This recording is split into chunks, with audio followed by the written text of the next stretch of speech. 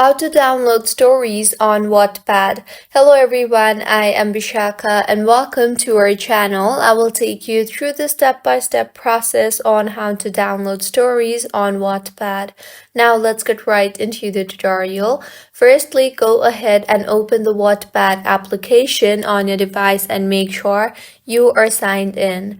If you do not have the Wattpad application, then you can easily go ahead and download the application from your App Store or your Play Store. And once you have opened and signed in, go ahead and tap on the story that you want to make available offline.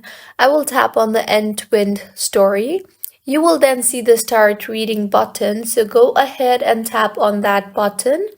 You will now be able to read the book, and to read the book offline, on the top right of your screen you will see the cloud-like icon beside the AA option.